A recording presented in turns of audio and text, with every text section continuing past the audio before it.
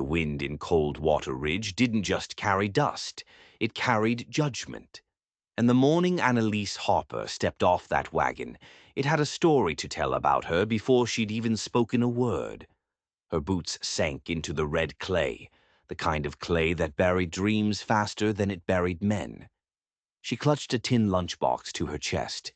It was all she had left of another life. A life with a husband, a home, a future.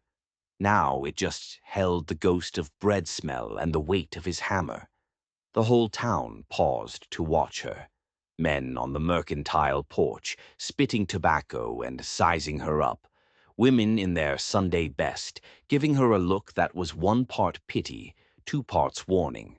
Coldwater Ridge didn't like strangers, especially a woman alone. She needed work. The blacksmith just shook his head, the soot on his face like a permanent frown. "See Silas Granger," he grunted. "He's always got chores." So she walked the mile to his ranch. The sun beat down, hot as a brand. Silas met her at the gate, big hat, shiny boots, and a smile that looked like it had been practicing in a mirror. He looked her over, not like a man looks at a woman, but like a rancher looks at livestock. He's about to buy cheap. "Work's light, board's fair," he said. "Dinner's at 6, if you're grateful." Gratitude was the only currency she had. She nodded. The house smelled of old whiskey and secrets. The floorboards groaned under her feet. She scrubbed, she mended. She baked bread with his flour, the scent of it filling the empty spaces inside her chest. That evening he watched her from the doorway, his thumb hooked in his belt buckle. His voice was low, like a rope being pulled tight. "You're a widow, ain't you?" Her hands froze in the soapy water.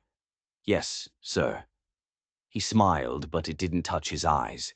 "Then you know what a man needs in the quiet hours?" She didn't answer. She just wrung the washcloth until her knuckles turned bone white. That night, she slept in the barn. The horses were better company. She tucked the lunchbox under her shawl, a small, hard piece of a life that used to be soft. The wind whistled through the boards, carrying the sound of a fiddle from town. Laughter from people who still belonged somewhere. Annalise prayed the same prayer she'd prayed every night since the river took her husband. "Lord, just help me earn tomorrow." Morning came, sharp and cold. She was up before the sun, determined to work so hard that trouble couldn't catch her. She met Silas in the yard with a polite greeting, hoping it would build a wall between them. He just stared at her for a long moment, then handed her a heavy bucket. "Water the stock," he said. "Don't spill." She worked all day. By sunset, the bread she'd baked was golden brown, its smell a small comfort in that lonely place. She left a slice for him on the porch, a peace offering she didn't owe. But as darkness fell, she realized something was wrong. He hadn't come back. She ate her crusts alone in the barn, the open lunchbox beside her. She tried not to think about his eyes, but she had a feeling she'd be seeing them again soon, and she was right. The next morning, the sun hit the tin roofs of Coldwater Ridge like a hammer on an anvil. Annalise could feel the town watching her before she even saw a single face. Silas had sent her to the mercantile. "Fetch sugar," he'd said, "and thank the clerk properly." The words felt wrong, coiled, like a snake in the dust. When she got to the store, her blood ran cold. He was already there. His boots were planted wide on the floorboards, his voice booming through the quiet shop. And he was saying her name. "There she is," he announced to the whole room, "the one who thought my charity came with other kinds of payment." A wave of laughter, nervous and cruel, swept through the store. A mother pulled her child close, covering his ears. But it was too late. The poison was already in the air. Annalise stood frozen in the doorway. The warm loaf of bread trembled in her hands. Its steam rose like smoke from a fire. Silas swaggered closer, the smell of whiskey rolling off him. "I told her she could earn her keep," he slurred. but she had her own ideas about what that meant.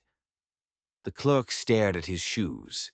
The sheriff, a man named Hale, just looked out the window, as if the daylight could wash away the filth.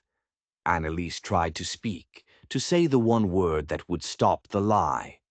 No, but her throat was a knot of shame, and the loaf of bread, her morning's work, her offering of peace, slipped from her grasp. It hit the floor with a soft, dull thud. Crumbs scattered across the dusty boards like tiny, broken promises. Silas smirked. Guess that's what a man gets for being kind. The lie was perfect. The proof was right there at her feet. But then something happened. A small boy, maybe 10 years old, knelt down. He began to gather the fallen crumbs, his small hands careful. Silent tears tracked paths through the dust on his cheeks. That one small act of kindness shattered her. She knelt beside him, her own hands shaking so hard the tin lunchbox slipped from her arm. It clanged against the floorboards. The sound was sharp, final, like a jail cell door slamming shut. The laughter in the room died. Annalise picked up her lunchbox. She stood up, slow and deliberate. She didn't look at Silas. She didn't look at the sheriff. She looked at the whole silent, watching town. Her voice, when it came, wasn't loud, but it was steady. "You can keep the bread, Mr. Granger," she said. "It seems your soul is hungrier than my stomach." Then she turned, and she walked, past the sheriff who chose silence, past the clerk who chose fear, past every single person who had watched a lie destroy a life and done nothing. Outside, the sun was a cruel spotlight. She heard someone mutter that she should be ashamed. She kept walking. At the edge of town, she stopped. She opened the lunchbox. One small piece of yesterday's bread was still inside. She broke it in two. She left one half on a milestone, a silent thank you for the boy. The other half she saved for the road ahead. The wind smelled of pine trees and cold stone. It smelled like a world that didn't care about the lies of men.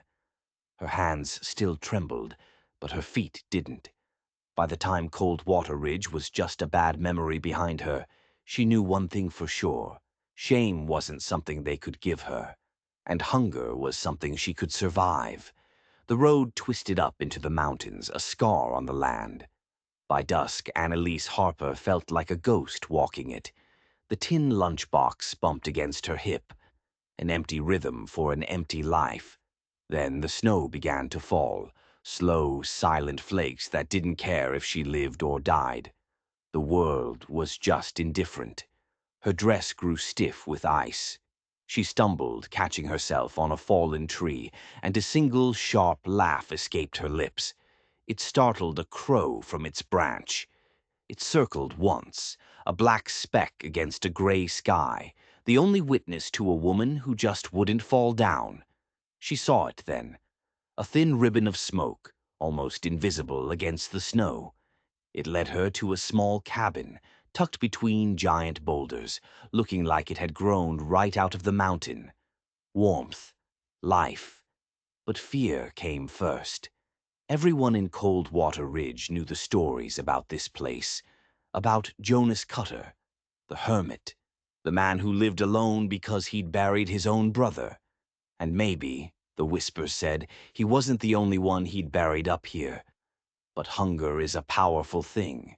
It's more powerful than fear. She knocked once. The door swung open. He filled the entire doorway, taller than the stories said, a beard like frosted silver, and eyes the color of a storm about to break. He didn't speak. She didn't speak. The wind howled between them. Then he just stepped aside. "You'll freeze," he said. It wasn't a question. It was a fact.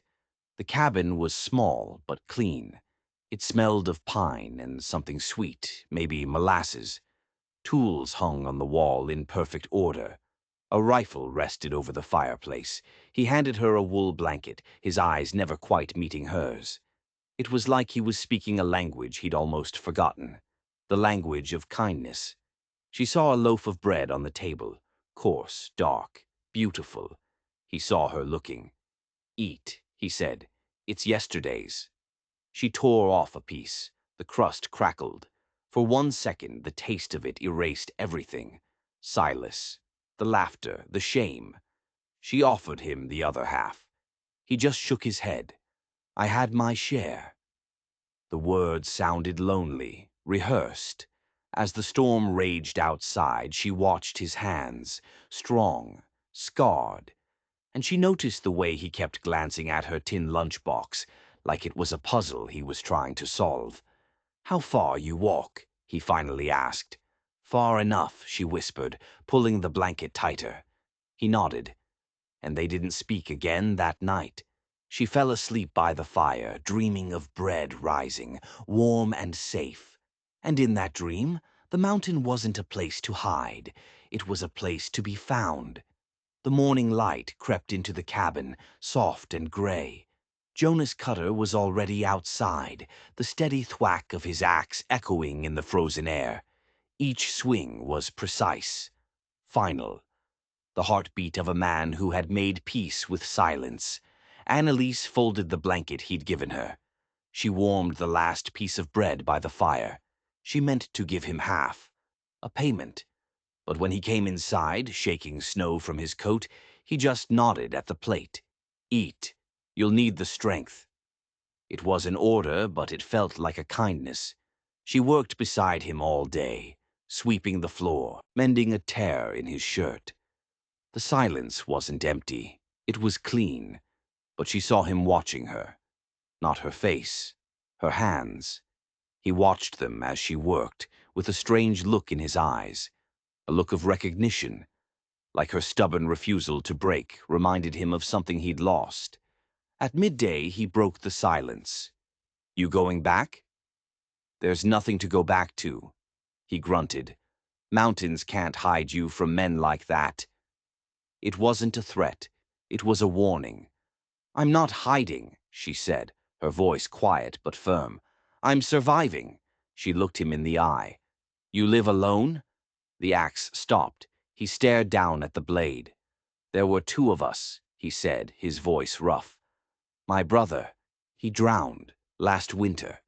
She saw it then, a crack in his mountain man armor, a grief so deep it had frozen solid. She understood that kind of ice, so she did the only thing she could. She took her half of the bread and placed it on the chopping block beside him. A shared meal for a shared sorrow.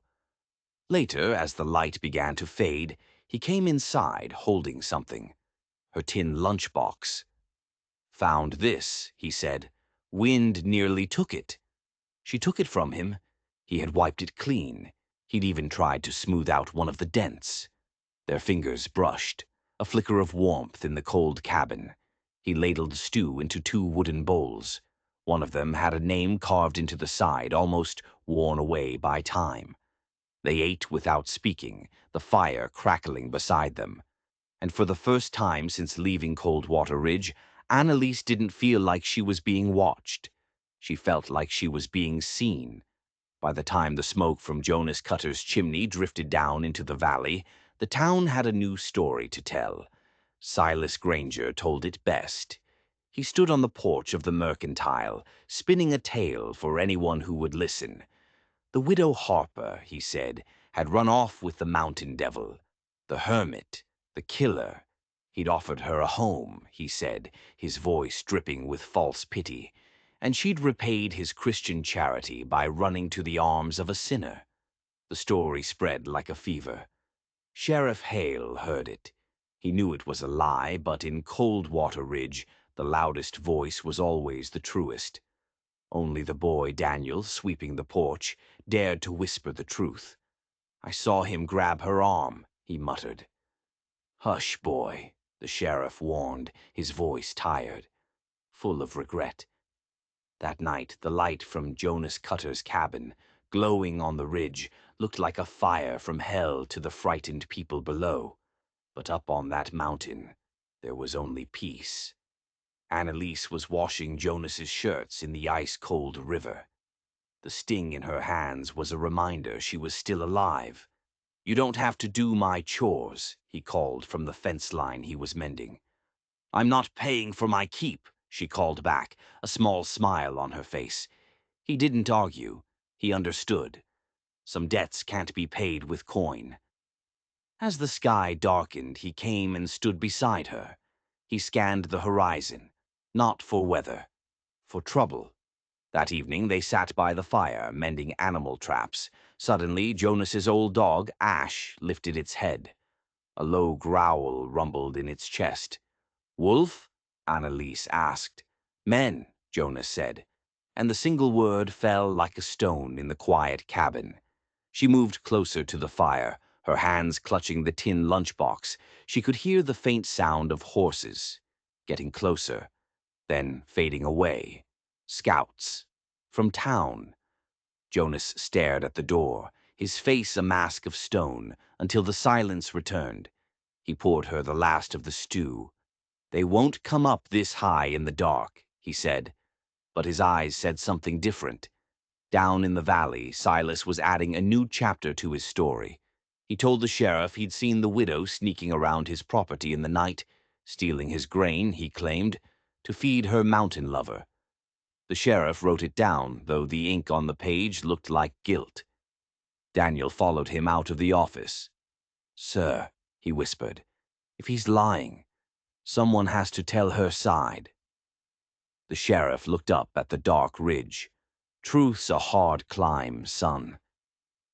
In the cabin, Annalise watched the flames. She saw a reflection of the life she'd lost, and the trouble she had brought to this quiet man's door. When Jonas stood to add a log to the fire, she reached out and grabbed his wrist. If they come, she said, her voice shaking, I'll go back. He looked down at her. His eyes were steady, tired, but not afraid. If they come, he answered, they'll have to get through me first. The storm hit at dawn. Sleet hammered the roof, as if the mountain itself was trying to keep them locked inside. But Jonas Cutter kept watching the tree line. The mist was moving wrong, too deliberate, too human. They're coming, he said. He loaded his rifle. The clicks of the mechanism echoed in the small cabin. It was the sound of a choice being made. How many? Annalise asked. Enough, he said. Down in the valley, Silas Granger had found his courage in a bottle of whiskey. He'd gathered a posse, 4 of his ranch hands and the sheriff. He told them they were going up the mountain to bring back a fallen woman, a thief. Sheriff Hale rode with them. He didn't have a choice, but young Daniel followed, hiding in the trees. His conscience was louder than his fear. At the cabin, Jonas pointed to the back room. Hide. Annalise shook her head. Her voice was thin, but it didn't break. They came for both of us. A flicker of a smile touched his lips. Then we'll meet them together. The knock on the door wasn't a request. It was a demand. Jonas opened it. Silas stood there, a smug grin on his face. Morning, neighbor, he sneered. I've come for what's mine. Jonas leaned against the doorframe, the rifle held loose in his hands. Last I checked, a person's soul can't be owned. Behind Silas, the sheriff shifted in his saddle. Jonas, he said, let's not have any trouble. I'm not the one who brought it up the mountain, Jonas replied. Then Annalise stepped into the doorway. Her shawl was pulled tight around her shoulders. Her eyes were clear and unafraid. If you came to fetch me, Mr. Granger, she said, her voice ringing out in the cold air, you're too late. I left my shame down in the valley. With you. Silas's men laughed, but it was a nervous sound. His face twisted in anger. You owe me an apology. You stole from me. You took her name, Jonas said, his voice dangerously quiet. That's a debt you'll never be able to repay. The world went silent. The only sound was the hiss of falling sleet. Then a small voice cut through the tension. He's lying. It was Daniel. He stepped out from behind the sheriff's horse. His hands were shaking, but his voice was strong. She didn't do anything wrong. I saw him. He grabbed her. He's the one who should be ashamed. Silas lunged for the boy, but the sheriff was faster. He spurred his horse between them, his hand dropping to his gun. But then he stopped. He looked at Silas. He looked at Annalise. He looked at the fear and the truth in the boy's eyes. Slowly, he took his hand off his gun. "We're leaving," he said. "What?" Silas sputtered. The sheriff's eyes were hard. "I said enough is enough." The posse turned their horses, their faces a mixture of confusion and relief. Only Silas remained, his rage burning in the cold air. "You'll regret this, Cutter," he screamed. Jonas stepped off the porch, so close that their breath frosted in the air between them. "I've already regretted worse than you," he said. Silas scrambled back, slipping in the snow. He mounted his horse and fled, the mountain silence swallowing his empty threats. Jonas watched him go. Then he went inside and leaned the rifle against the wall. His hands were trembling, not from fear, from relief. Annalise closed the door and leaned against it, as if she were holding back the entire world. The danger had passed, but she knew, with a certainty that chilled her to the bone, that the fight was far from over. Night fell like a judgment. The storm that had threatened all day finally broke, throwing itself against the small cabin with a wild fury. Inside, the fire roared, a defiant splash of orange against the dark.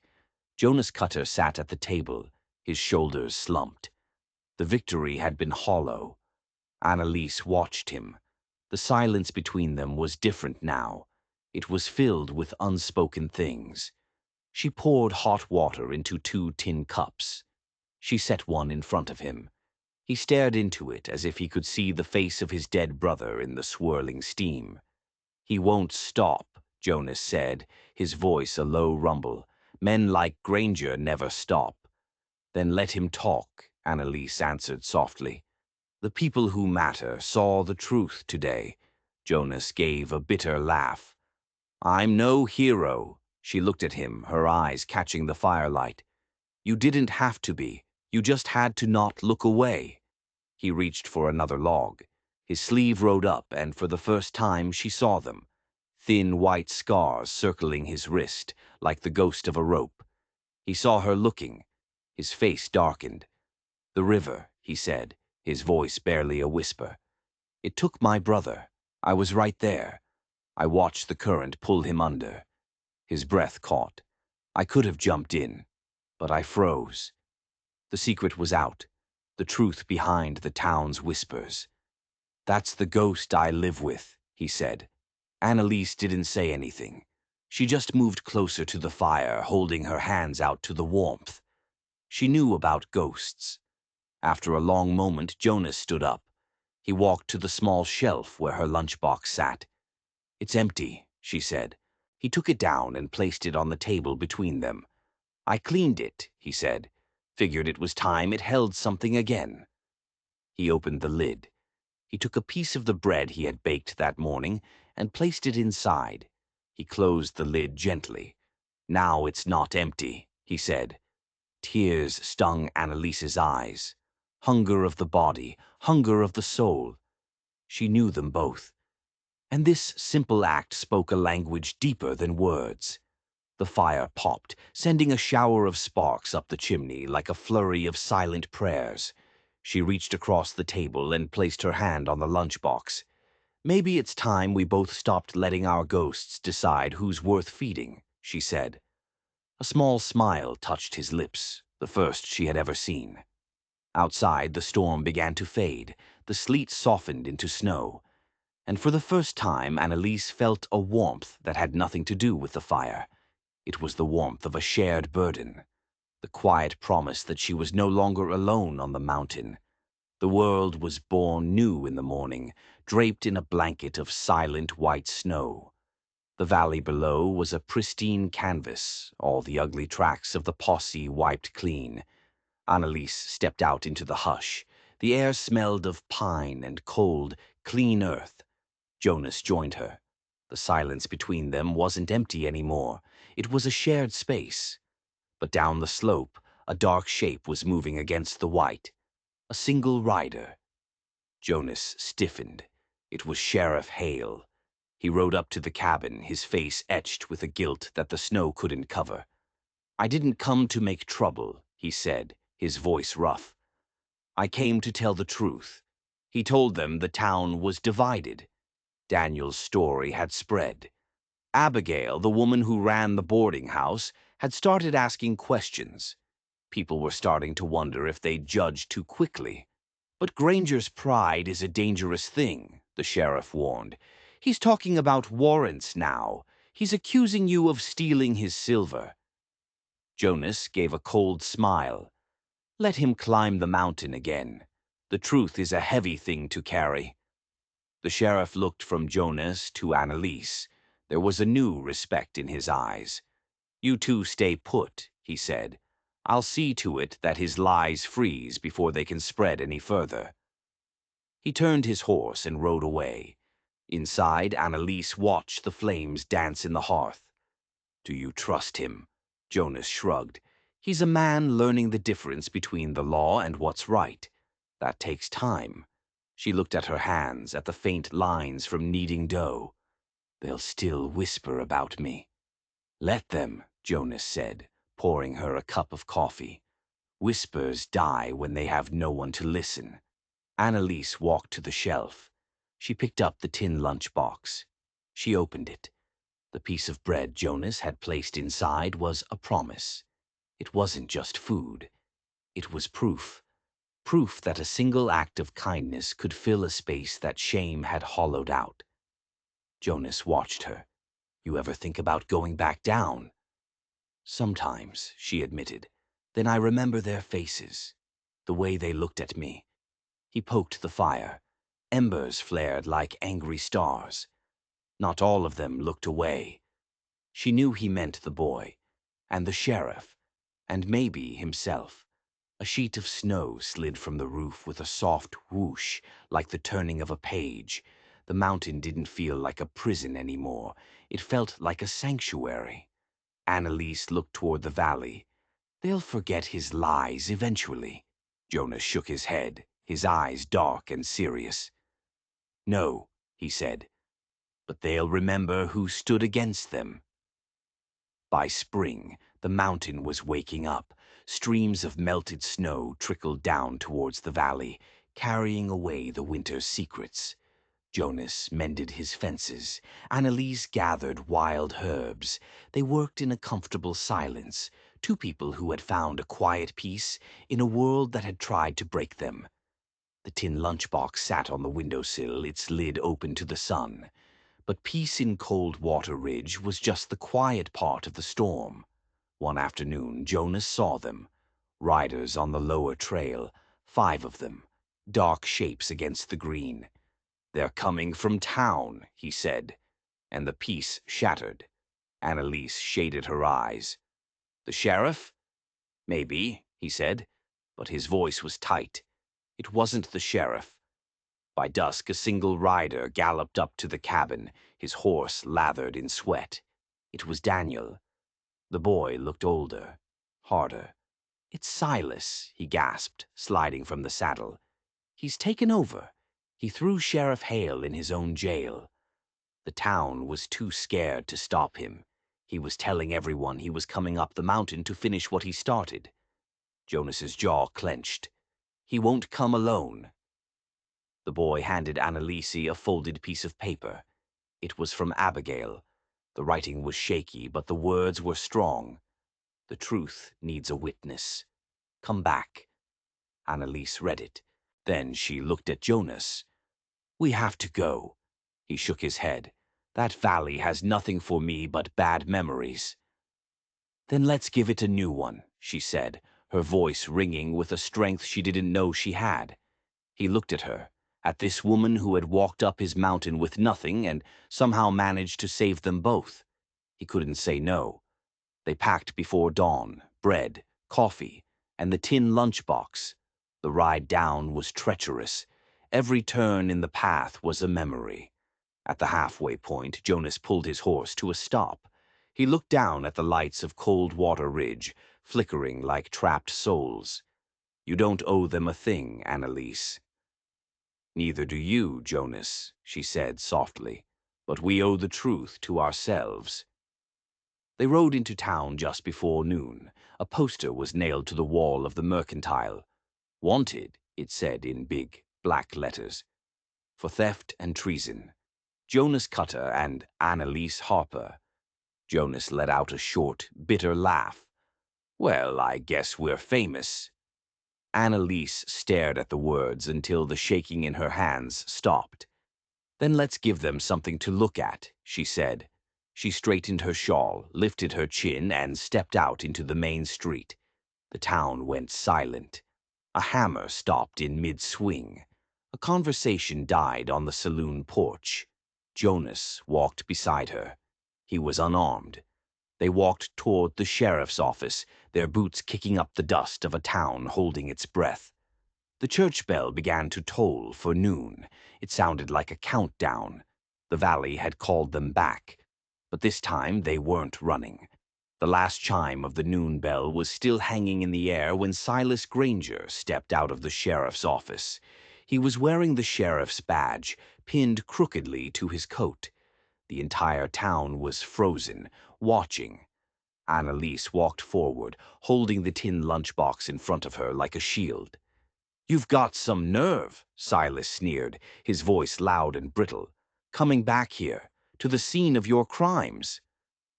"The only crime committed in this town, Mr. Granger," Annalise said, her voice cutting through the silence, "was your lie." A murmur went through the crowd.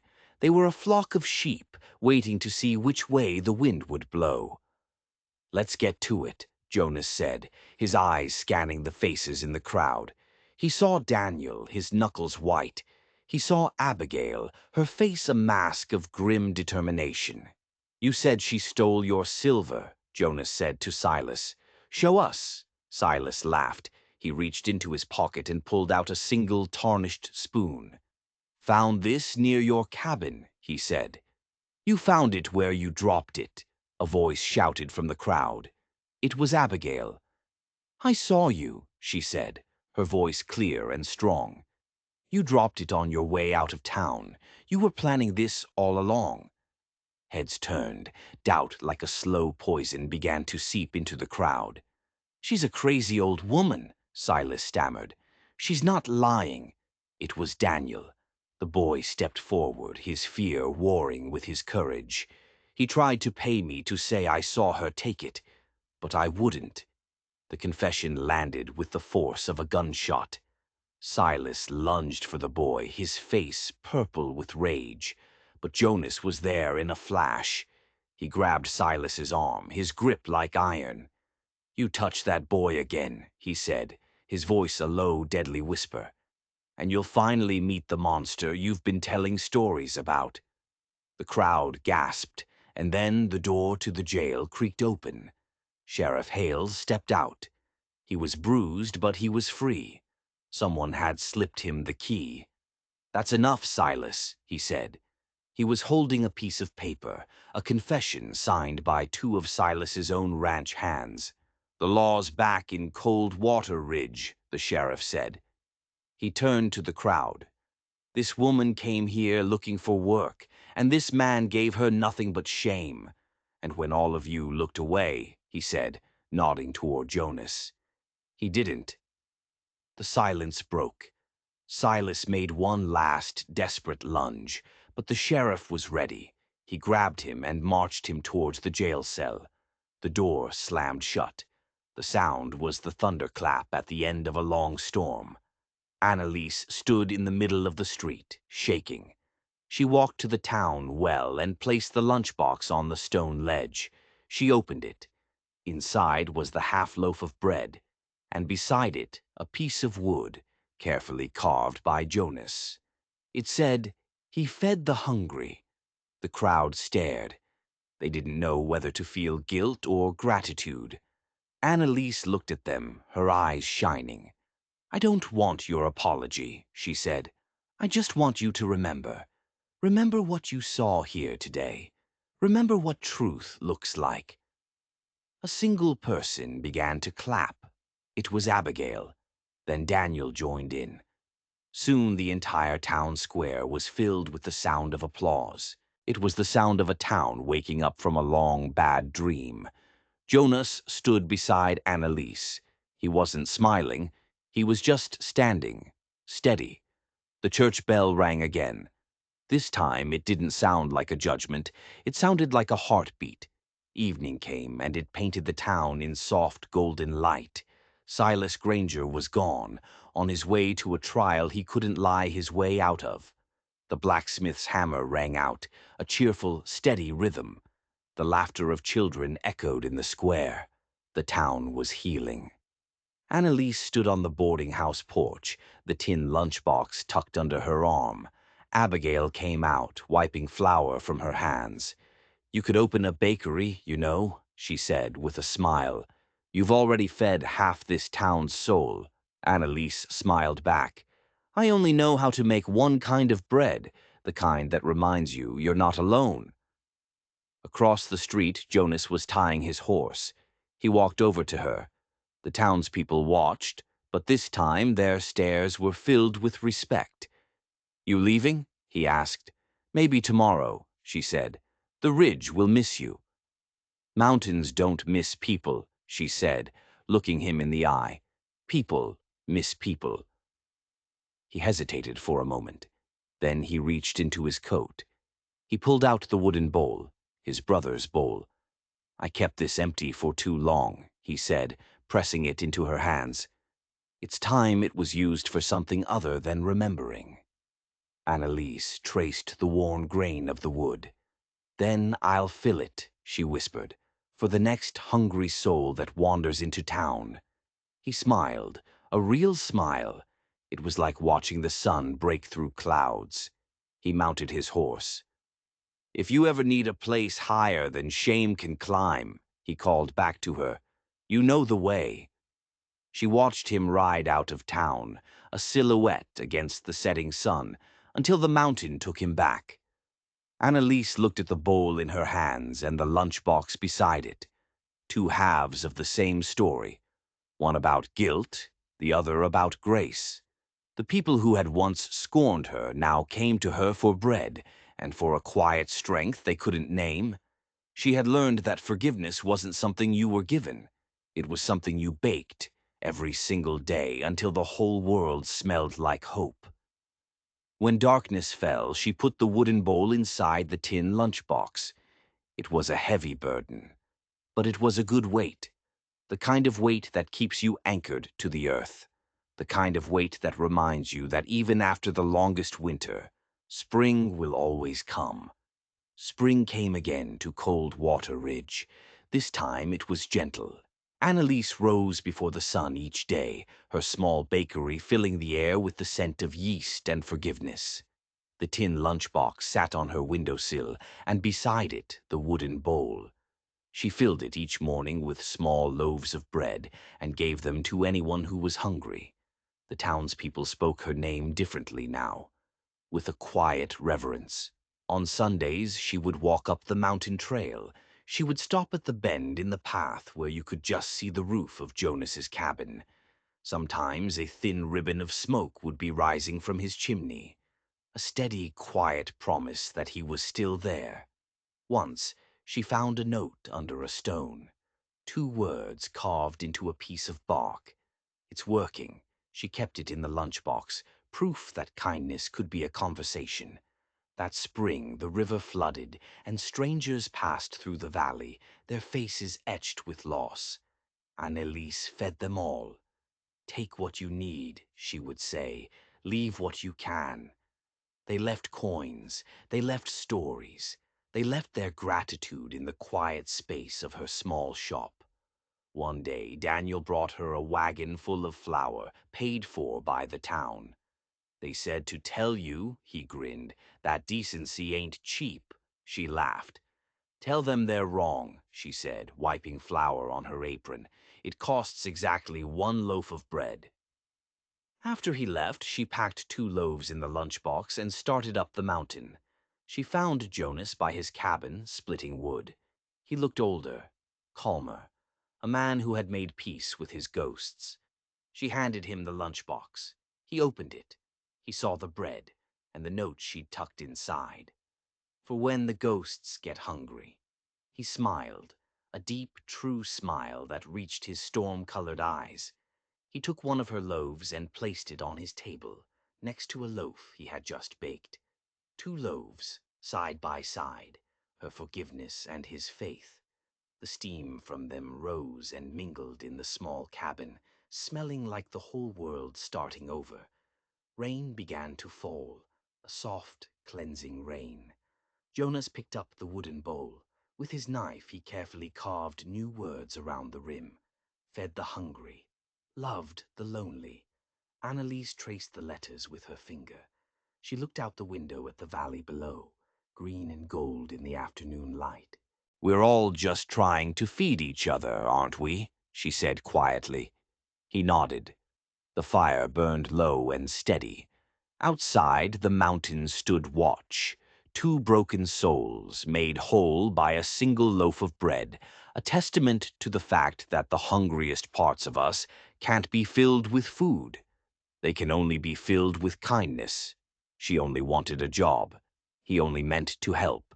But somewhere between hunger and kindness, both were fed in ways they didn't expect.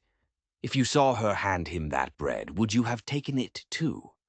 Please like, share, and subscribe to support more true-hearted stories on Stories Left Behind.